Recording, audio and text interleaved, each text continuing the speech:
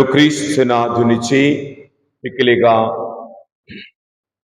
ప్రేమించబడి సహోదరి సహోదరులారా, ఈ రోజున మనందరము కూడా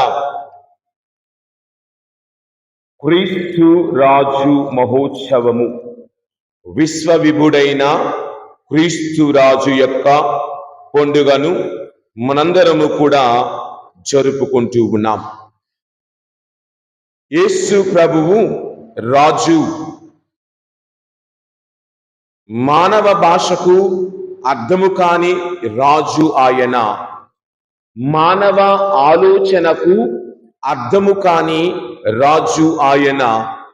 మానవ పరిశీలనకు కనబడని అర్థము కాని రాజు ఆయన.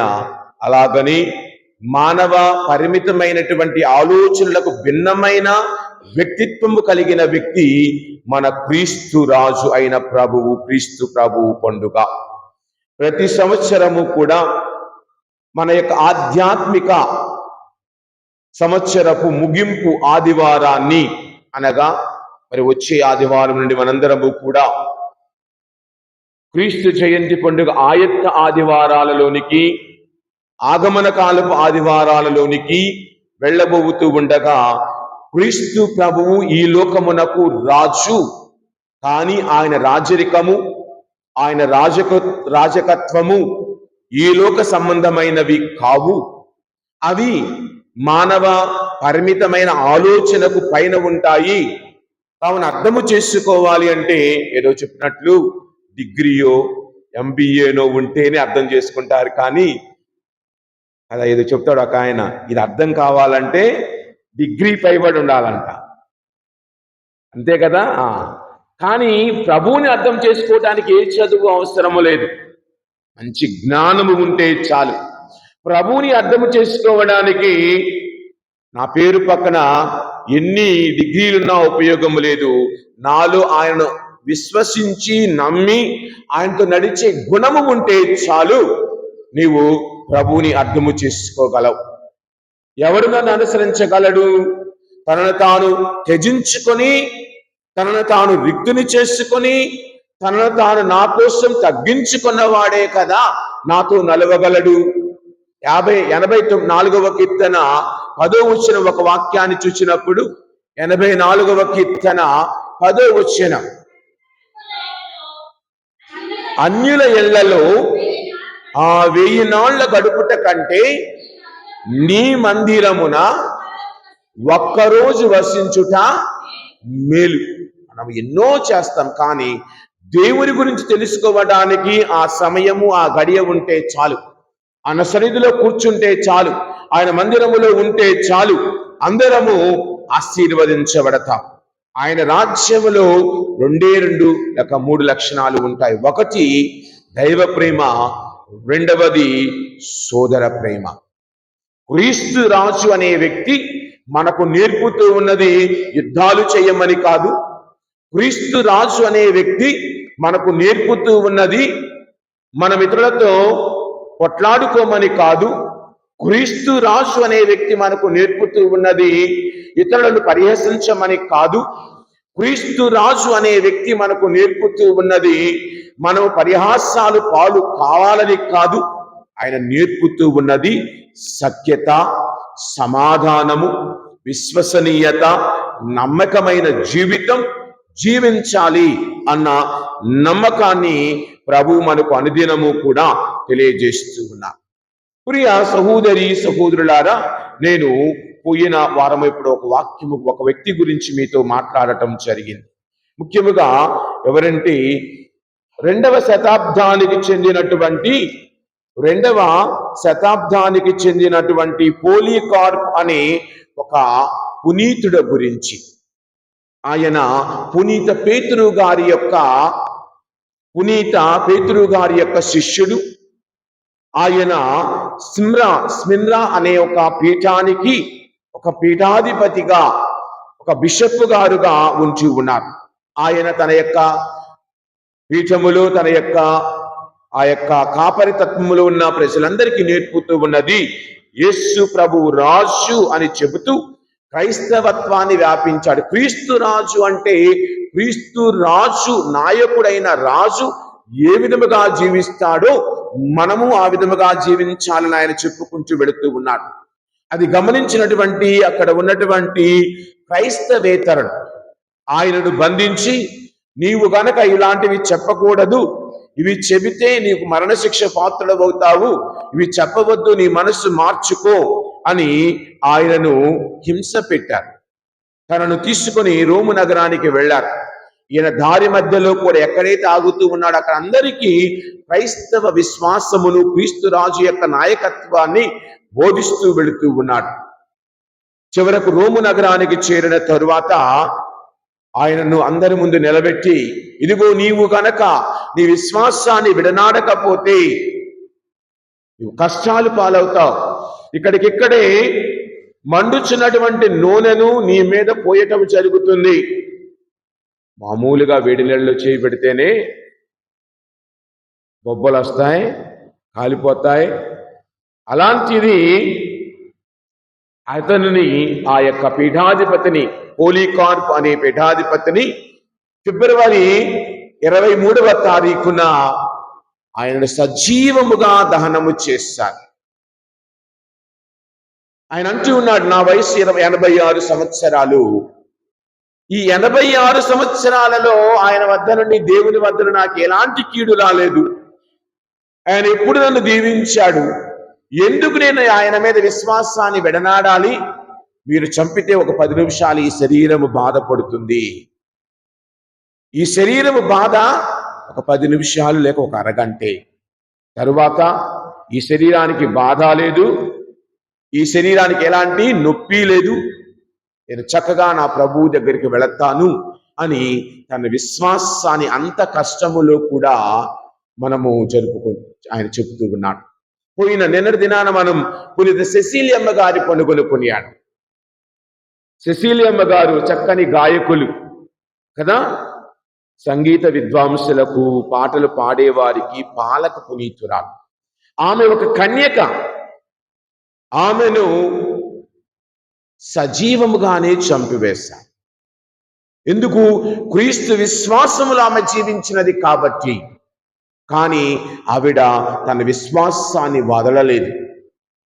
మీరు గనక నెట్లోనికి వెళ్ళి వేద సాక్షుల గురించి చదివినట్లయితే చాలా మంది పునీతులు ప్రభువు కోసం మరణించారు, ప్రభు యొక్క విశ్వాసము కోసం మరణించారు. మరి గత 2-3 రోజులుగా మన యొక్క ఆంధ్రప్రదేశ్, తెలంగాణలో కూడా ఒక సినిమాను మనం చూస్తూ ఉన్నాం, ఫేస్ ఆఫ్ ద ఫేస్లెస్ అని. ముఖ్యంగా ధన్యమైనటువంటి రాణి మరి గారి యొక్క జీవితాన్ని మనము సినిమా రూపంలో మనందరికీ అందించి ఉన్నారు. ఇంకా విజయవాడలో ఉన్నది సినిమా. ఈ రోజు కూడా వెళ్ళి కావాలంటే చూడొచ్చు. చూడాలనుకున్న వాళ్ళు చాలా సినిమాలకు వెళుతూ ఉంటాం. ఈ సినిమాకు వెళితే మనకు పోయేది ఏమి లేదు. చూడని వాళ్ళు ఎవరైనా ఉంటే వెళ్ళి చూడండి, చాలా బాగుంటుంది. బిషప్పులు, ఫాదర్లు, సిస్టర్లు అందరూ వెళ్ళి చూస్తూ ఉన్నారు థియేటర్కి వెళ్ళి. కావున ఆ సిస్టర్ గారు ఏమి చేశారు? తను ఉన్నటువంటి ఆ యొక్క ప్రదేశములో అక్కడ ఉన్నటువంటి వారి తరపున తాను నిలబడింది, తాను జీవించింది, క్రీస్తుకు ప్రతినిధిగా జీవించింది. అది క్రీస్తు రాజు మనకు నేర్పుతూ ఉన్నాడు.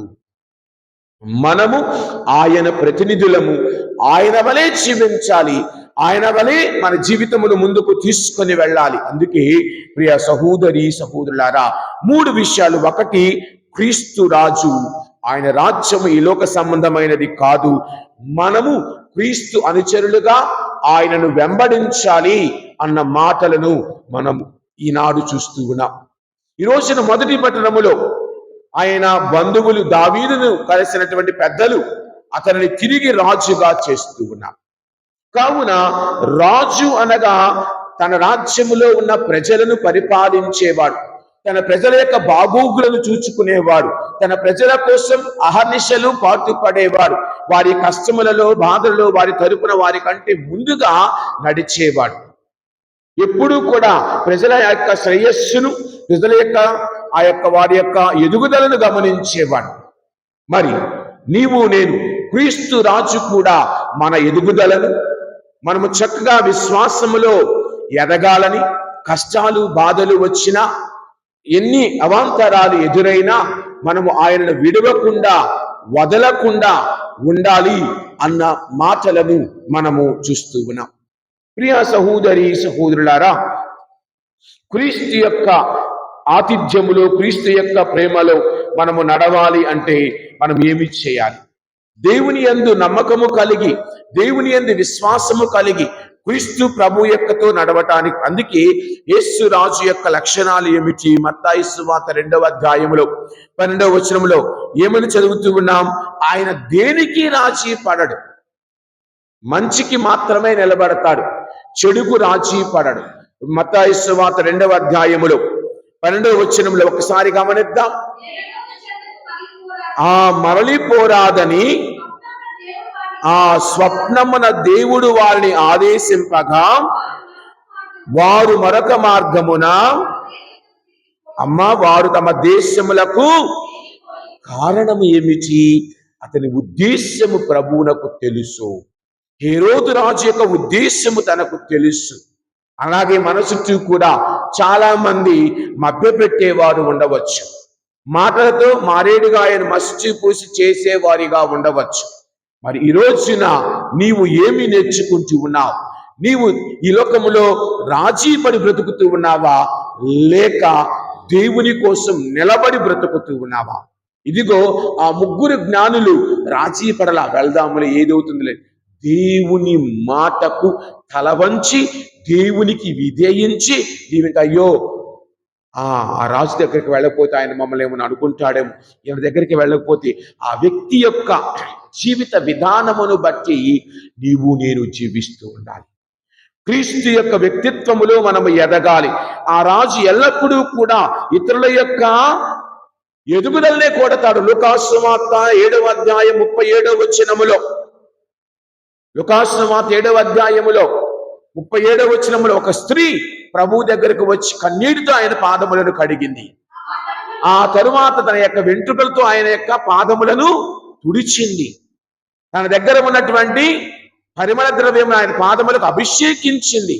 తర్వాత వచ్చి ఏమిటో 37వ వచనం,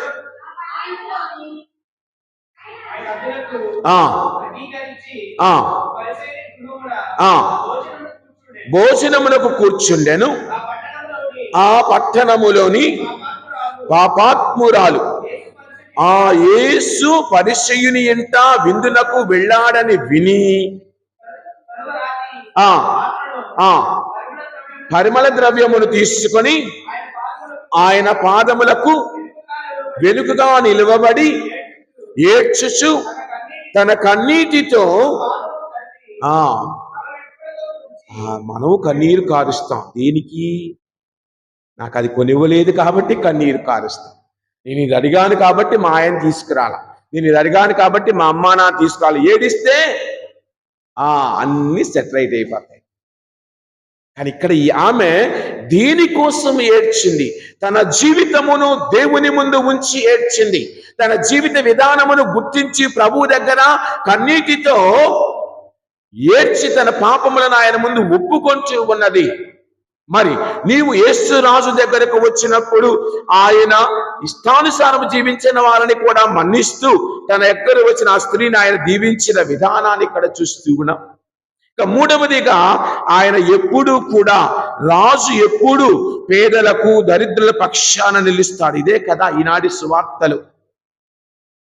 ఏం చేస్తున్నా వ్యక్తి ఏమంటూ ఉన్నాడు? రెండవ దొంగ, నీకు తెలియదా మనిద్దరము మనం చేసిన పనికి తగిన ఫలితమును అనుభవిస్తున్నాం.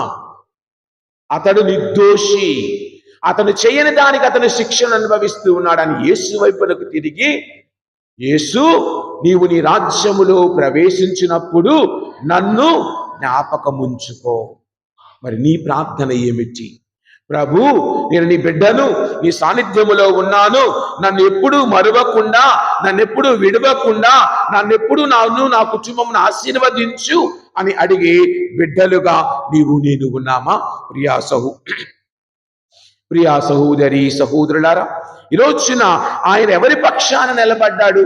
దొంగల పక్షాన, మారు మనసు పొందిన వారి పక్షాన.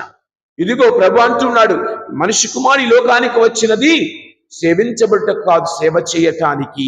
ఆయన వచ్చినది పాపులను పిలుచుటకే గాని పుణ్యాత్మల కోసము కాదు అని ఆయన పలుకుతూ ఉన్నాడు. మరి మనలో పాపము చేయని వాడు ఎవడైనా ఉన్నాడా? ఉంటే ఆయన వెంట మనం వెళ్ళొచ్చు, కానీ ఎవడం లేము కదా. అందుకే ప్రభు ఏమంటూ ఉన్నాడు యోహాను సువార్త 8వ అధ్యాయంలో, మీలో పాపము చేయని వాడు మొదటి రాయిని ఆమె మీద వేయండి అని ఆయన అన్నాడు. మనలో పాపము చేయని వాడే కానీ ఇతరులను దూషించి ఇతరులను ఖండించే మాట కలవాడు. మరి నీవు నేనందరం పాపులమే. మరి ఖండించే మనస్సు నీకు నాకు ఉన్నప్పుడు ఖండిస్తున్నామంటే ఇతరులను నీవు చక్కగా జీవించాలి అన్నది మనం నేర్చుకోవాలి. ఈ రోజున మనం ఇతరులను ఖండిస్తూ ఉంటాం, అలా ఇతను ఎలాంటి వాడు, ఇతను ఎలాంటి వాడు, అతను ఎలాంటి చేస్తూ ఉంటాడు. సహజంగా ఇద్దరం కలిసామంటే మూడో వ్యక్తి అక్కడ లేని వాడి గురించి మనం మాట్లాడతాం. మరి ఈ రోజున క్రీస్తు ప్రభు మనకు నేర్పుతూ ఉన్నది ఏమిటి? చక్కని జీవితం, ఆయనకు చెందిన జీవితం. అదే కదా, క్రీస్తు రాజులాగా దయగలవారిగా. మత్తయి సువార్త 14వ అధ్యాయం 14వ వచనంలో ఏమంటూ ఉన్నాడు ఒకసారి గమనిస్తే, 14వ అధ్యాయం 14వ వచనంలో, ఆ ఒడ్డునకు చేరి చూచి జాలిపడి వాడిని చూడగానే ఆయన దయగలగా, ఆయన క్రీస్తు రాజు అనేవాడు దయగల రాజు, వారి మీద జాలి దయా ప్రేమ కలిగిన రాజు. అలాగే 9వ అధ్యాయం 36వ వచనంలో కూడా, మత్తయి సువార్తలోని 9వ అధ్యాయం 36వ వచనం, బాధలతో బ్రగ్గుచున్న కాపరి లేని గొర్రెల వలె ఉన్న ఆ జనసమూహమును చూచి ఆయన హృదయము, ఆయన కడుపు తరుక్కొని పోయెను అన్న మాటను చూస్తున్నాం. ఆయన దయగల రాజు. తన కష్టంలో తన దగ్గరికి వచ్చిన వారందరినీ ఆయన ఆదరించాడు. ప్రతి సువార్త ప్రారంభము నుండి సువార్త అంతము వరకు మీరు చదువుకుంటూ వెళ్ళండి. ప్రభు దగ్గరకు వచ్చిన ప్రతి బిడ్డ దీవించబడ్డాడు. ఉదాహరణకు మార్కు సువార్తలో గమనిస్తే 1వ అధ్యాయము దగ్గర నుండి చూద్దాం. కుష్టి వ్యాధిగ్రస్తుడు వచ్చి అడిగాడు, ఇంకొక వ్యక్తి వచ్చి అడిగాడు. మత్తాయి అలాగనే ప్రభు పేతురు ఇంటికి వెళ్ళినప్పుడు, అత్తగారింటికి వెళ్ళినప్పుడు అక్కడ జ్వరముతో ఉన్న ఆ స్త్రీని ఆశీర్వదించాడు. 5వ అధ్యాయములో గమనిస్తే 12 సంవత్సరాల రక్తస్రావ స్త్రీని ఆశీర్వదించాడు. అలాగనే 12 ఏళ్ల బాలిక మరణించినప్పుడు ఆమెను లేపాడు. అలాగ మనము చదువుకుంటూ వెళితే అనేకమైనటువంటి కార్యాలను చూస్తూ ఉన్నాం. తన దగ్గరకు వచ్చి తను అడిగిన వారని ఆయన దయగల రాజు. అలాగనే ఆయన క్షమించే రాజు. మత్తయి సువార్త 8వ అధ్యాయంలో 21వ వచనం ఒక్కసారి గమనిస్తే, మత్తయి సువార్త 8వ అధ్యాయం 21వ వచనం, ప్రభు వచ్చెదను, నీవు నన్ను వెంబడింపుము. క్రీస్తుని వెంబడించు నీవు ముందు, మిగతావన్నీ జరిగిపోతాయి. అదే మత్తయి సువార్త 18వ అధ్యాయం 35వ వచనములో కనుక ఒక్కొక్కడు తన సహోదరుని క్షమించననే తప్ప పరలోకమునందు నా తండ్రి యొక్క మీరు ఎలాగ తింటారో పరలోకమున నా తండ్రి కూడా అలాగనే మీ ఎడల ప్రవర్తిస్తాడు. మన ప్రవర్తన మనకు క్రీస్తు రాజు వలె ఉండాలి. రాజు యొక్క మనస్తత్వాన్ని మనము పోలి జీవించాలి. ఆ రాజు అందరినీ ఆశీర్వదిస్తూ ఉన్నాడు, అందరికి విలువనిస్తూ ఉన్నాడు. వీడు మంచివాడు, చెడ్డవాడు, వాడు వీడని తేడాలేమీ లేదు ఆయనలో. అదే కదా, ఏ గృహానికైనా వెళ్ళాడు, ఎవరు పిలిచినా వెళ్ళాడు. అంతేకాని సెలెక్ట్ చేసుకోవాలా, వాళ్ళ గృహం, వీళ్ళ గృహం, శౌరి గృహం, ఇంకొకళ్ళ గృహం, ఫాదర్ గారు వాళ్ళ ఇంటికే వెళ్తారు. ఇది ఒకటి ఉంది అప్పుడప్పుడు కొంతమంది గురించి. ఫాదర్ గారు మేము పిలిస్తే రారు, వాళ్ళు పిలిస్తేనే వెళ్తారు, వాళ్ళు అడిగితేనే వస్తారు అన్నది కొంతమంది గురించి మనం వింటూ ఉంటాం. నాకు తెలిసి అది భగవంతుడికే తెలియాలి. అందరికీ అందుబాటులో ఉండేవాడే కదా. క్రీస్తు ప్రభువులాగా అందరినీ సమదృష్టితో చూసే మనస్సు ఉండగలగాలి. లూకాసు సువార్త 19వ అధ్యాయములో ఏమి చదువుతున్నా 1 నుండి 10 వచనాల జక్కయ్య యొక్క వృత్తాంతాన్ని అక్కడ చూస్తూ ఉన్నాం. ప్రభువే అంటున్నా, నేను ఇంటికి వస్తూ ఉన్నాను, అలాగే ఇందాక చదివిన లోకాసువార్త 7వ అధ్యాయంలో ఆ యొక్క సిమియోన్ అనే పరిసయ్యుడు ప్రభువుని పిలవగానే ఆ ఇంటికి వెళ్ళాడు. మార్తమ్మ మరియమ్మను పిలవగానే వారి గృహానికి వెళ్ళాడు.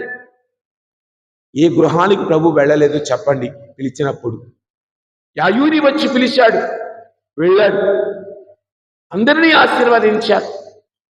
పేతురు ఇంటికి వెళ్ళాడు, వారి అత్తగారిని ఆశీర్వదించాడు. గమనిద్దాం, ప్రభు అన్ని గృహములకు వెళ్ళాడు. తాను కాలున్న ప్రతి గృహమును ఆయన దీవించాడు. మరి ఈ రోజున నీవు నేను క్రీస్తు రాజు పండుగను జరుపుకొనిచ్చు ఉండ నీవు నేను ఏ విధముగా జీవించాలనుకుంటున్నాం? ఆయన మనందరి కోసం తన ప్రాణములను ఇచ్చే రాజు. యోహాను సువార్త 10వ అధ్యాయములో 18వ వచనం ఒక్కసారి చూద్దాం. నేను నా గొర్రెల కొరకు నా ప్రాణమును ఇచ్చేదను అంటూ ఉన్న మాటలు. ఎవడును నా ప్రాణమును తీసుకొనడు, నా అంతట నేనే నా ప్రాణమును దారపోయిదును, తిరిగి దాని మరలా పొందెదను, తీసుకుంటాను అన్న మాటలను చూస్తూ ఉన్నాం. కావున ఆయన మనందరి యొక్క పాప ప్రక్షాళన కోసం, రక్షణ కోసం మరణించిన రాజుగా చూస్తూ ఉన్నాం. మరి కావున ప్రియ సహోదరి సహోదరులారా, మరి 5 విషయాలు చూద్దాం చివరిగా. క్రీస్తు రాజు ఎందుకు రాజులకు రాజు? 16వ అధ్యాయంలో మత్తయి సువార్త 24వ అధ్యాయములు ఏమంటూ ఉన్నాడు? ఎందుకు ఆయన రాజు అంటే ప్రభు అంటున్నాడు, తన సిలువను ఎత్తుకొని నన్ను అనుసరించమని. ఆయన తన సిలువను ఎత్తుకొని మనందరి కోసం ఆయన మరణించాడు. మరి ఈ రోజున ఆయన సిలువ సింహాసనము మీద ఆసీనుడై ఉన్నాడు. మత్తయి సువార్త 16వ అధ్యాయం 24వ వచనం, నన్ను అనుసరింపగోరువాడు తనను తాను పరిత్యజించుకొని తన సిలువను ఎత్తుకొని నన్ను అనుసరించాలి. తన జీవితములో నాకు ప్రథమ స్థానాన్ని ఇవ్వాలి. తన జీవితములో నన్ను ముందుగా ఉంచుకోవాలి. నాకంటే దేన్ని అధికముగా ప్రేమించేవాడు నాకు చెందినవాడు కాదు అంటూ ఉన్నాడు. మరి నీవు నేను క్రీస్తు రాజు కూడా తను రాజునైనా, తాను దేవుడినైనా తన దైవత్వాన్ని వదిలేశాడు, తన యొక్క రాచరికాన్ని వదిలేశాడు, తన యొక్క అన్నిటినీ వదిలేసి ఒక సామాన్యుడిగా మనవలే ఒక మానవుడిగా జన్మించి మనకు ఒక ఉదాహరణ ఇచ్చాడు. మనము కూడా ఆ క్రీస్తును పోలిన బిడ్డల వలె జీవించాలి అన్నది ఆయన ఆశ, ఆకాంక్ష. ఈ పండుగ రోజున అది అలవరుచుకోవాలి. మన అనుదిన జీవితంలో దానిని ఉంచుకొని దాన్ని అనుదినము మన జీవితంలో పెంపొందించుకోవాలి. కొన్నిసార్లు కష్టమైన ఆయన వెంబడించే సమయంలో కొన్ని కష్టాలు రావచ్చు, బాధలు రావచ్చు. ఏది వచ్చినా ప్రభువుని విస్మరించకుండా జీవించాలి. ఇక రెండవది మత్తయి సువార్త 4వ అధ్యాయం 19వ వచనం, 4వ అధ్యాయం 19వ వచనం, మీరు నన్ను అనుసరింపుడు. ఆయన అనుసరిస్తే మనము మనుషులను పట్టేవారిగా, ఇప్పటి వరకు మనం మనిషిలను పట్టేవారిగా ఉన్నాం. ఆయన అనుసరిస్తే మనుషులను పట్టేవారిగా చేస్తాడు. ప్రస్తుతం మనం చేస్తుంది మనీని పడుతూ ఉన్నాం, షీని పడుతూ ఉన్నాం. షీ అంటే ఆవిడనే పడుతున్నాం, మనీని పడుతున్నాం. కాబట్టి మనీషి ఈ రెండు కలిస్తేనే మనిషి. ప్రభువు ఆ మనిషిగా నిన్ను మారుస్తాడు. మనీని షీనిగా కాకుండా మనిషిగా నిన్ను మారుస్తాడు. మనిషిగా నీతో ఉంటాడు. మనిషిగా నీవు ఏ విధముగా ఉండాలి? మనిషి అనే వ్యక్తి ఏమంటారు, గొర్రెగా ఉండి కూడా తోడేలు లాంటి మనస్తత్వంలో ఉన్న నిన్ను నన్ను మామూలు వ్యక్తిగా మారుస్తాడు. మామూలు తనకు చెందిన బిడ్డగా మారుస్తాడు. నన్ను అనుసరించండి, మిమ్ములను మనుష్యులను పట్టి వారిగా చేస్తాననగా నాకు చెందిన బిడ్డలుగా చేస్తాను, మనుషులను గౌరవించే వారిగా చేస్తాను, కుటుంబంలో శాంతి సమాధానాలు దయచేస్తానని చూడండి. మూడవదిగా ఆయన అంచు ఉన్నది యోహాను సువార్త 13వ అధ్యాయం 34వ వచనంలో, మీరు ఒకరినొకరు ప్రేమించుకొనుడు, మీరు ప్రేమ కలిగి ఉండండి. కారణం ఒకసారి గమనిస్తే 13వ అధ్యాయం 34వ వచనం, నూతన ఆజ్ఞను ఇచ్చుచున్నాను, మీరు ఒకరిని ఒకరు ప్రేమింపుడు. మీరును ఒకరినొకడు, ఇది నా ఆజ్ఞ అన్న మాటను చూస్తున్నాం. ప్రేమ ఏమిటి? శారీరకమైన ప్రేమ కాదమ్మా. అదే చెప్పాను కదా, మనీని ప్రేమిస్తున్నాం, డబ్బును ప్రేమిస్తున్నాం, స్త్రీని ప్రేమిస్తున్నాం. కానీ నిజమైన ప్రేమ ఏం చేస్తూ ఉందో కొరింథీయులకు వ్రాసిన లేఖ 13వ అధ్యాయం 1 నుండి చదువుకుంటూ వెళితే ప్రేమ అలాంటిది, ప్రేమ ఎలాంటిది అని ఉంటాయి. తర్వాత 3వ వచనమో ఎక్కడో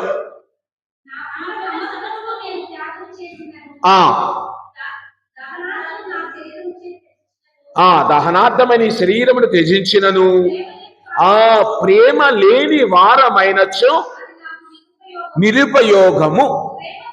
అదండి 4వ వచనం నుంచేనమ్మా. ప్రేమ ఎలాంటిదట? ప్రభువు నేర్పేది ఆ ప్రేమ, అంతేకాని అమ్మాయి ప్రేమ కాదు, అబ్బాయి ప్రేమ కాదు, స్త్రీ ప్రేమ కాదు. ప్రేమ సహనము కలది, దయ కలది, అసూయ కాని, డంబము కాని, గర్వము కాని అండి. ఇవి ఆయన మనకు నేర్పి ప్రేమ. క్రీస్తు ప్రభు అదే చూపెట్టాడు. వాళ్ళు ఎదుగుతున్నారు కాబట్టి నేను తగ్గుతూ ఉన్నాను. ప్రభు ఏమంటూ ఉన్నారు? యోహాను ఏమన్నాడు? ఆ యొక్క బప్తిస్మ యోహాను, ఆయన ఎదగబడాలి, నేను తగ్గబడాలి. అలాగని నా తమ్ముడే కదా, నా బంధువులే కదా ఎదగని, అమ్మో, ప్రభువు నేర్పుతూ ఉన్నది. ఎవరు ఎంత ఎదిగినా ఈ లోకము నుండి తీసుకుని వెళ్ళేది ఏదీ లేదు. నిన్న దినాన మనం చూసాం, ఒక వ్యక్తి మరణించాడు. అక్కడ అందరూ వెళ్ళిపోయారు. దాదాపుగా ఒక 2, 3, 4, 5 ఉన్నాం. తాగుబోతుడు నిజాలు చెప్తాడు. వాడు అంటున్నాడు, పక్కన కూర్చొని తనలో తను మాట్లాడుకుంటున్నాడు ఒక ఆయన. ఏం తీసుకెళ్ళాడు? అన్నీ వదిలేసి వెళ్ళాడు. మట్టిలో అయిపోయాడు. అంత దర్జాగా బతికేవాడు. ఏం తీసుకెళ్ళా, ఇద్దామన్నా తీసుకెళ్ళటానికి లేదు అన్నట్టు మాట్లాడతాడు వైరాగ్యంతో.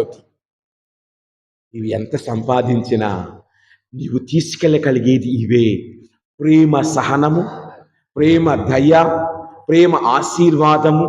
ఇవి మనతో అక్కడికి తీసుకొని వెళ్ళగలం.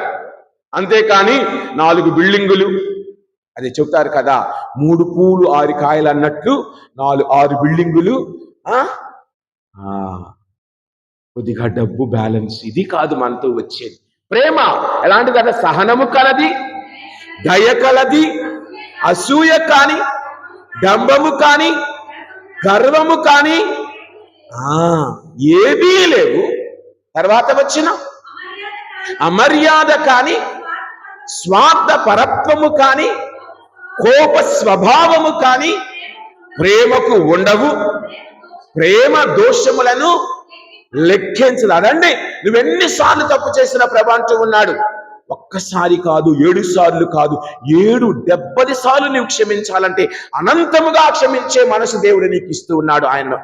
ఆయనతో ఉంటే తనను మరణించి తనను చంపిన వారినే క్షమించిన ప్రభు నిన్ను ఎవడైనా కొడితే ఎక్కడ ఛాన్స్ దొరికిద్దా అని చూస్తూ ఉంటాడు. నిన్న జరిగింది, నేను ఇక్కడ చెప్పకూడదు కొన్ని విషయాలు. నిన్న ఆ ఇంటికి వెళ్ళినప్పుడు జరిగింది. ఉదయం ఏదో జరిగిందంట. ఎవనో తోసేశాడంట. వాళ్ళ నాన్నని తీసుకొచ్చాడు, వాళ్ళ అన్నం తీసుకొచ్చి వీడు నన్ను తోశాడు, వాడు జుట్టు పట్టుకున్నారు. అక్కడ శవం పక్కనే ఉంది, కొట్టుకుంటున్నారు. ఇదే మన జీవితం? ఇదే తాగుబోతనంతో ఏం చేస్తున్నామో తెలియదు. అదేమంటే సోషల్ స్టేటస్ అంట. తాగుబోతాను సోషల్ స్టేటసా? కిడ్నీలు పోగొట్టుకోవటం, లివర్లు పోగొట్టుకోవటం కావాలా? వద్దులే, కొన్ని తగ్గటం మంచిది. గమనించండి, ఏమిటి మన జీవితం? క్రైస్తవులమని చెప్పుకుంటూ, క్రీస్తుతో నడుస్తున్నామని చెప్పుకుంటూ దొంగగా దోపిడీదారులుగా జీవిస్తూ ఉన్న నీవు నేను నిజమైన క్రైస్తవులమా? క్రీస్తు అనుసరణగా ఉంటూ ఉన్న నీవు నేను, గురువుగా నేనైనా సరే తప్పు చేసినప్పుడు, ఫాదర్ మీరు ఈ తప్పు చేస్తూ ఉన్నారని చెప్పగలిగే దమ్ము ధైర్యం ఎంతమందిలో ఉంది? నాలో కూడా నా సంఘములో పలానా కుటుంబం తప్పు చేస్తూ ఉంది అంటే నాకెందుకులేయ్యా, 4 సంవత్సరాలు ఉండిపోతాను, వాళ్ళు సాగు వాళ్ళు జత్తారు, నేను ఏదైనా అంటే మళ్ళీ ఏదో ఫీలింగులు వస్తాయి, ఈ ఫీలింగులు దాచడం నా వల్ల కాదు అని నేనే మెలకొన్నాను. చెప్పవలసిన వ్యక్తినే చెప్పలేని స్థితిలో ఉన్నాను. ఎందుకు? ఏదైనా చెప్పామా, నేను ఇక్కడి నుంచి ఏదైనా ఏదో గుడైన తర్వాత 2-3 మాట్లాడతాను. ఫలానా అండి వీళ్ళెళ్ళి ఈ ఫాదర్ నీ గురించి ఇలాగ అంటున్నాడ్రా, ఫాదర్గా నీ గురించి ఏదో చెబుతున్నాడ్రా అని లేనిపోనివి కల్పించుకొని చావటం ఎక్కువైపోయింది. ఏదో మంచిగా చెప్పాడులే ఫాదరు, మన యొక్క ఎదుగుదల కోసం చెప్పాడులే ఫాదరు. లేదు, ఆయన నన్ను గురించే అన్నాడు. ఈరోజు ప్రసంగం అంతా నా మీద గురించే వెళ్ళిపోయింది. నేనేదో వాళ్ళ ఇంట్లో కాపురం చేస్తున్నట్టు. ఫాదర్ కాదు, మా ఇంటి గురించే చెప్పాడు, మా అమ్మ గురించే చెప్పాడు, మా నాన్న గురించే చెప్పాడు. నేనేమైనా వచ్చానా ఏ ఇంటికైనా? మా కొడుకు గురించే చెప్పాడు. నేను ఎవరి గురించి చెబుతున్నాను ఇక్కడ? అందరి గురించి చెప్తున్నాను, నా గురించి కూడా చెప్తున్నా. నేనేమన్నా గురిగించేలాగా దాచుకోవటం లేదే. అందరి గురించి మాట్లాడుతూ ఉన్నప్పుడు మనం ఎందుకు గుమ్మడికాయ దొంగ ఎవడంటే భుజాలు దౌడుకున్నట్టు నేనా అని మనందరం ఫీల్ అవుతున్నామంటే ఏదో మనలో లోపం ఉన్నది. ఆ లోపం సర్దిద్దుకొని నేను ఆలయానికి రావాలి, క్రీస్తు నడవాలి. అదే కదా ప్రేమ, దోషములను లెక్కించదు. తర్వాత వచ్చిన ఎవరైనా బాధపడుతూ ఉంటే ప్రేమ ఆనందించదు. క్రీస్తు ప్రభు ఎవరైనా బాధపడుతూ ఉంటే ఆనందించడు. ఆయన అంటూ ఉన్నారు ఎజికేలు గ్రంథంలో, పాపి పాపములో మరణించటం వలన నాకు సంతోషము కలుగునా, పాపి తిరిగి నా దగ్గరకు వస్తే కదా నాకు సంతోషము అన్న మాటను అక్కడ చూస్తూ ఉన్నాం. కావున యేసు ప్రభువుకి ప్రతి ఒక్కరూ ఆయన బిడ్డలుగా ఉండాలన్నది ఆయన కాంక్ష, కోరిక. కీడులందు ఆనందించదు, అది సత్యమునందే ఆనందించును, భరించును, విశ్వసించును, ఆశించును, సహించును. అదండి ఈ మానవ ప్రేమ కాదు. గుణా సినిమాలో చెప్పినట్లు ఈ ప్రేమ అగ్ని కంటే స్వచ్ఛమైన ప్రేమ. చదువుతాడు కదా, ఈ ప్రేమ అగ్ని కంటే స్వచ్ఛమైన ప్రేమ, క్రీస్తు ప్రేమ. అదే క్రీస్తు రాజు మనకు ఇస్తూ ఉన్న ప్రేమ. ఆ ప్రేమలో నీవు ఎదగాలి, క్రీస్తువునిగా ఎదగాలి. అంటే ఆయన రాజ్యము స్వార్థము లేని రాజ్యం, ఆయన రాజ్యము కనికరము కలిగిన రాజ్యం, ఆయన రాజ్యము పైపై మెరుగులు కలిగిన రాజ్యము కాదు. ఆయన రాజ్యము సున్నము పుట్టిన సమాధుల లాంటి రాజ్యము కాదు. ఆయన రాజ్యము దేవునికి చెందిన రాజ్యం. ఆయన రాజ్యములో అందరము ఆయనకు వారసులమే. మరి ఈ రోజున అందరం ఆయనకు చెందిన వారమైనప్పుడు మరి నీవు నేను ఏ విధముగా జీవిస్తూ ఉన్నాం? ప్రియ సహోదరి సహోదరులారా, కావున ఒక్కసారి మనందరం ఆలోచించుకుందాం. ఈ రోజున కొలస్సీలకు రాయబడిన లేఖలు 1వ అధ్యాయం 19-20 వచనాలు ఒక్కసారి చూద్దాం. దేవుని స్వంత నిర్ణయమును అనుసరించియే ఈ కుమారునిలో దేవుని సంపూర్ణ స్వభావము మూర్తీభవించినది. కారణం ఆయన ఒకే సారూప్యము కలిగి ఉన్నాడు. దేవుని లాంటి సారూప్యము, అదే సారూప్యము మనము కలిగి ఉండాలి. అదే కదా మనం పేతురు గారు చెబుతూ ఉన్నారు, ఏ జాతి వాడైనను దేవునికి అంగీకారయోగ్యుడే. కావున మరి నీవు నేను ఆయనకు అంగీకారమైన జీవితము జీవించాలి అంటే క్రీస్తు రాజులాగా జీవించాలి. ఆయన రాజ్యము ఎలాంటి ఆయన అన్నారు, పిలాతు వచ్చి అడిగాడు, నువ్వు రాజువా అంటే అవును. మరి నా తరపున 12,000 దళములు వచ్చి యుద్ధము చేయని అవసరము లేదు. ఆయన రాజ్యం యుద్ధము చేసే రాజ్యము కాదు, శాంతిని నెలకొల్పే రాజ్యం. కుటుంబములో అశాంతి ఉంటే క్రీస్తు నీలో ఉంటే ఆ శాంతిగా మారుతూ ఉంది. నీ కుటుంబంలో అలజడులు ఉంటే ఆ ప్రభువు ఉంటే, అలనాడు సముద్రములో అలజడులను ఆపిన ప్రభువు, శాంతింపుమని పలికిన ప్రభువు నీ కుటుంబంలో ఉంటే నీ కుటుంబంలో ఉన్న అలజడులన్నీ శాంతింప చేయబడతాయి. నీ కుటుంబంలో ఉన్నటువంటి ఆశలు ఆశయాలన్నీ దీవించబడతాయి. నీ కుటుంబంలో ఉన్నటువంటి ప్రతిదీ కూడా ఆశీర్వదించబడుతుంది. కావున ప్రియ సహోదరి సహోదరులారా, ఒక్కసారి మనందరం ఆత్మీయంగా పరిశీలించుకుందాం. నేను ఏ విధముగా జీవిస్తూ ఉన్నాను?